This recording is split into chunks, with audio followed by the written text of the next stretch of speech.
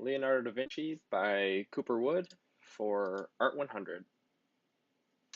Starting off, we have a picture of Leonardo da Vinci. It's kind of a face to name if you've never seen an image of him. This is him shown in a little bit in his older years. He has full hair and beard. Starting off with his early life, Leonardo was born April 15th, 1452, in Anciano, Italy. And he was born out of wedlock, and as a result of that, he was raised by his stepmother and his birth dad.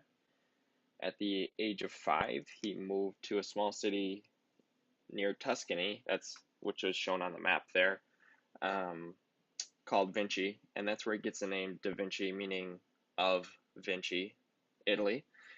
In his younger years, he received very minimal education, just the basic reading, writing, and arithmetic. And then he started his apprenticeship at the age of 14. His apprenticeship was under Andrea del Verrocchio, and during that time he learned just a wide multitude of skills, including metalwork, leather arts, carpentry, drawing, painting, and sculpting. At the age of 20, he gained membership to the Guild of St. Luke, and I think this was in part helped by Verrocchio. And at the Guild of St. Luke, he was able to start his own workshop, which meant he kind of had people working under him as well. But during this time, Leonardo still referenced and worked with Verrocchio. And also coming out of this was one of his earliest known works, which was sketched in 1473. Here it is here. It is a landscape of the Arno Valley. At this time, Leonardo was about 20 or 21 years old. This is one of his earliest known works. Very intricate details of the landscape and how the depth perception kind of goes off into the background with the mountains and whatnot. Next, we have a collaboration by Verrocchio and Leonardo, and this is called The Baptism of Christ. It was completed in 1475. At that time, that would make Leonardo around 23 or 24 years old. Said that Leonardo painted the background here, and as well as this angel with the cloth. This depicts John the Baptist helping out Jesus in the process of baptism, as it is written in the Bible.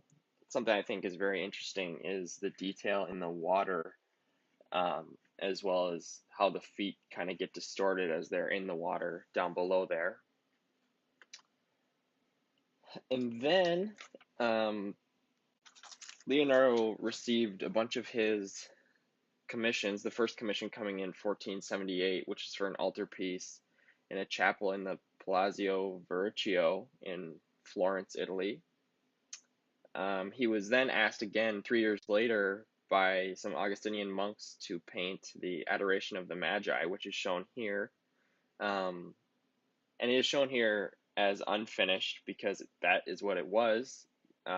Leonardo left Italy, left Florence at that time. He just vacated it and ditched his commission pieces. So this is kind of a testament to him as well on how he was super kind of ADD about things, where he would get into one niche and then he would go veering off into other departments. Just he couldn't keep focused on these paintings, and a lot of his works were unfinished. And another example of that here is Saint Jerome in the Wilderness. This is also unfinished, but it's not like he published this unfinished. It was found after he had passed away. So,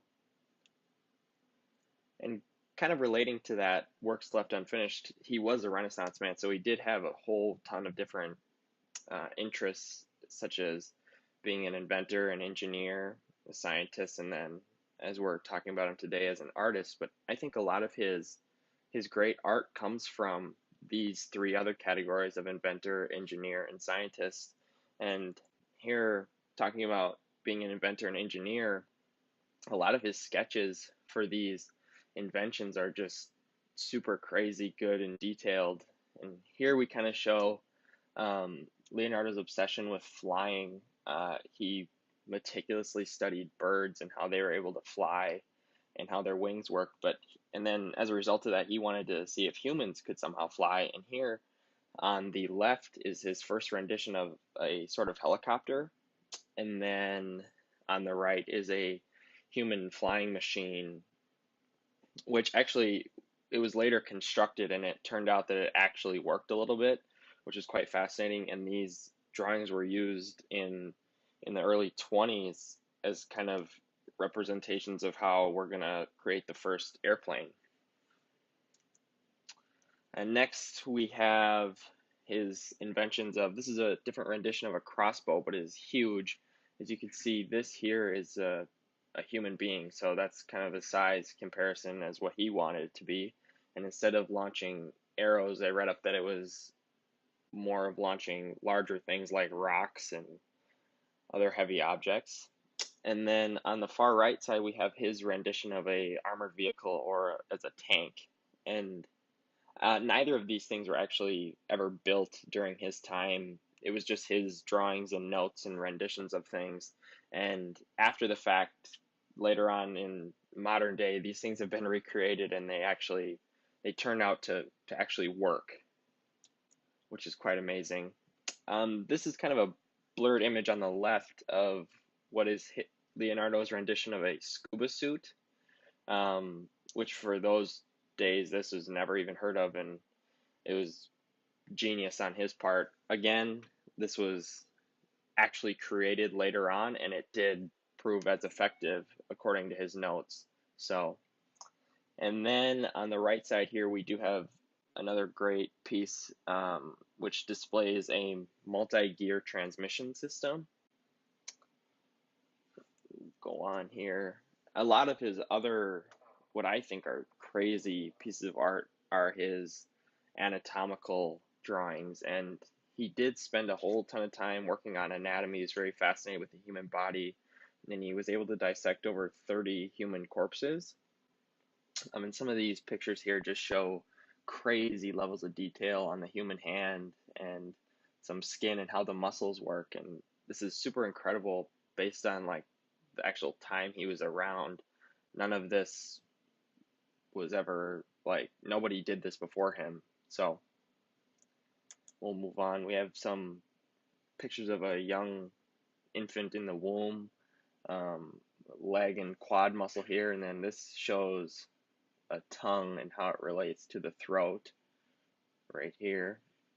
And then you get onto the skull and some of the other ribs and bones, and just the detail and levels of symmetry and intricacies of these drawings is super crazy. Then you have the spine and vertebrae, and then the heart on the right side there. And then kind of getting into Leonardo da Vinci as we know him as the artist, we can start off with one of his most famous drawings here. This was done in ink and pen in 1487, which would make him around 35 years old. This is the Vitruvian Man.